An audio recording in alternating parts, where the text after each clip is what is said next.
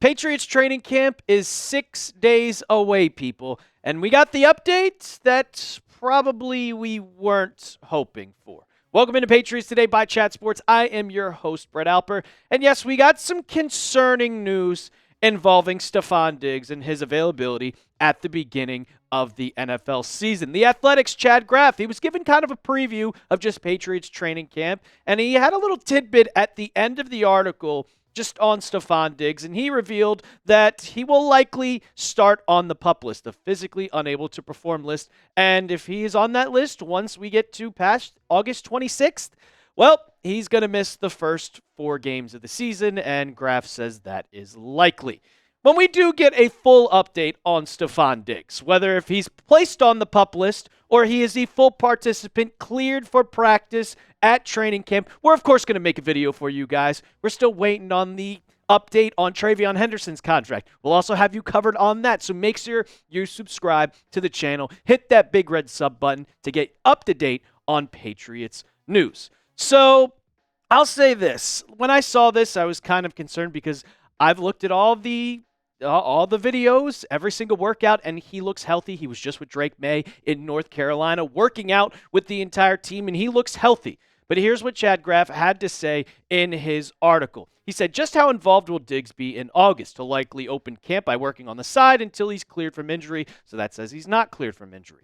But will there come a point in late August when Diggs begins participating in full team drills?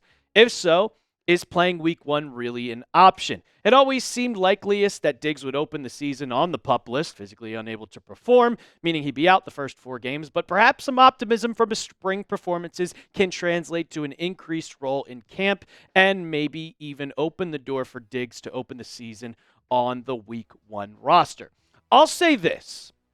I think it's a guarantee that he gets put on the PUP list. Patriots, they start training camp July 23rd. He would be placed on that list, the physically unable to perform list. But that is not the problem here. You can be placed on the PUP list, and they can immediately activate you the second he gets cleared. Now, once it comes to August 26th, that's when you have your mandatory dates, and you cannot practice, you cannot play in games. So you can place him on the list, you can take him off the list as many times as possible until August 26th. That's when you have that 53-man roster cut-down date where you have to make all your cuts. After that date, you're going to miss 4 games. So that is the deadline for Stefon Diggs to hope. We'll know exactly by that date. I think that is about 3 weeks, 2 weeks until the season starts. And we'll know if he's playing week 1. If he's activated before that, if he's cleared, then we will know that he will be on the week 1 roster and he will be playing against the Las Vegas Raiders. Now, I will say this. If he is still not particularly ready, do not rush Stefon Diggs back from injury. If he's not healthy, if he is not 100%, don't play him. Let him miss those 4 games. The Patriots have a very easy schedule going in. You play the Raiders, then you play the Dolphins, then you play the Steelers. Like, we can survive. You just have to just let it happen. If he misses 4 games, that's okay. But at 31, 32 years old, you cannot rush a guy back from ACL surgery, especially if it happened in October. I'll ask you guys, make a prediction with me. Do you think Stefon Diggs will be ready for week 1? Type Y for yes or type N for no. I think he's going to be ready. I think he's going to be. With how much workouts that he's done from what we've seen throughout the offseason, throughout OTAs, throughout minicamp, he will be ready week 1. I'm still confident. And apparently, NFL Insider Albert Breer, he also thinks that he'll be ready for the season. He went on NBC Sports Boston and talked about that Stefon Diggs update and kind of just completely went in the opposite direction of Chad Graff. But we'll break that all down. But before, if you want to get your Patriots hoodie today, you can get this one on sale for $23.99. We'll have the link for you down in the comments and description of today's video. I know it's July, it's hot outside, but you can get your video, or you can get your hoodie today. Make sure that you go down in the comments and description of today's video, and we'll have that link for you right now. In the second paragraph, It will be in the second paragraph of the description of this video. So make sure if you want a hoodie right now, if you want a Patriots hoodie, you want to rep this on sale hoodie right now, second paragraph of the description, click that link and you can get your Patriots hoodie today. Support the show, support the Patriots. So Albert Breer, he went on NBC Sports and when I saw the Chad Graff, I was really kind of disappointed. I'm like, oh, damn, well, I trust Chad Graff. He's with The Athletic. The Athletic is a reputable source. And then this came out from Albert Breer after going on NBC Sports Boston. That Diggs probably starts camp on the pup. Yeah, I said that. And he said he'll probably come off at some point between now and the end of August. And this is where it really stuck with me. He said, I do think that he's trending right now to be able to play in week 1. If you look at it, it's not that crazy of a recovery timetable. He was injured right around Halloween. The end of August is about 10 months. So we have Albert Breer saying that he's probably going to play week 1, and we have Chad Graff that says he's not going to play. Ladies and gentlemen, we have a source-off. But who do you trust more? Do you trust The Athletic, or do you trust the former NFL Network guy, Albert Breer? I actually don't know where he's working at right now, but he did go on NBC Sports Boston, and he gave that tidbit. And I think, well, for me personally, I kind of agree with Albert Breer here, because if you look at these tweets, these screenshots, these are from minicamp. You could see Stefon Diggs. I wish I could play the video for you guys, but unfortunately I'm not able to because of copyright and just not able to take video and put these on these videos. But you could see Stefon Diggs. This is what Mike Reese had to say. Cutting it on the move. He was faster than Kayshon Boutte. And then Savage Boston came out with this one, and he was showing Stefon Diggs just cutting.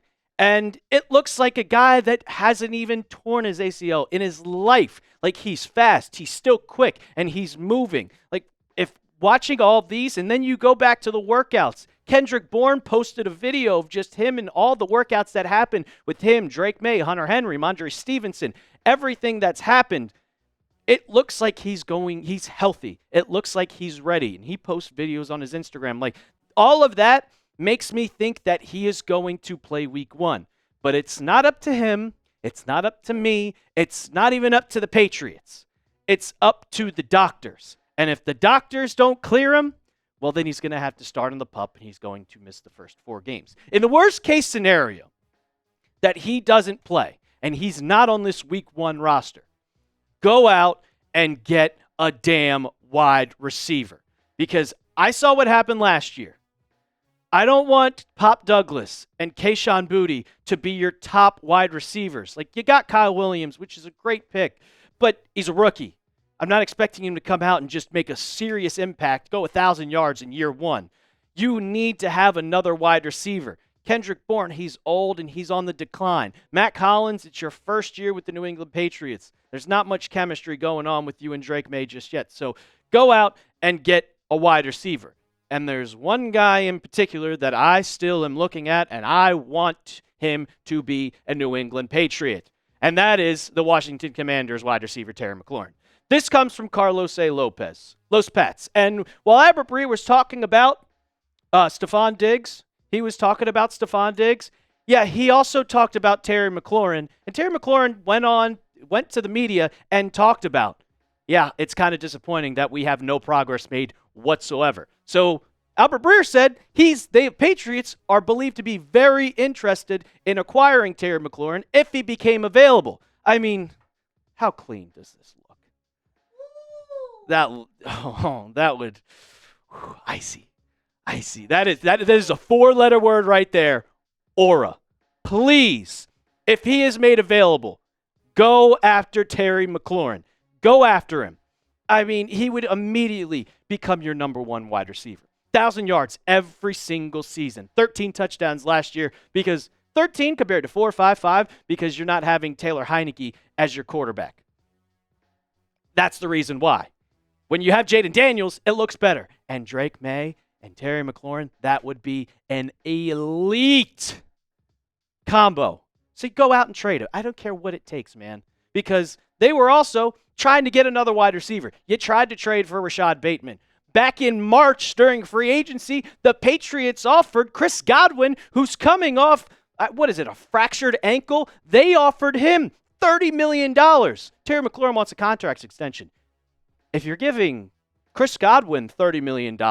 Why can't you offer the same exact amount of money to a better wide receiver? So if he becomes available, get on the phone, Elliott Wolf, right now. Call him up. Even if Stefon Diggs is ready, even if he's healthy, have him on one side, McLaurin on the other side. Get on the phone if he's made available. I don't think it's going to happen. I think they're going to come to a contract because you just can't let a guy like Terry McLaurin go, especially with how great Jaden Daniels is. You can't let it happen. But for some reason, they're still in a contract dispute. And hopefully that gets bad enough to where McLaurin requests a trade and he becomes a New England Patriot. Would you trade for Scary Terry? Type T for trade or type P for pass down in the comments section. And also, I found that picture of Terry McLaurin on Twitter. Go and give me a follow so you can see more pictures like that. Also a lot of memes. So go follow me at The Real Alper. And as always, let's go Pats.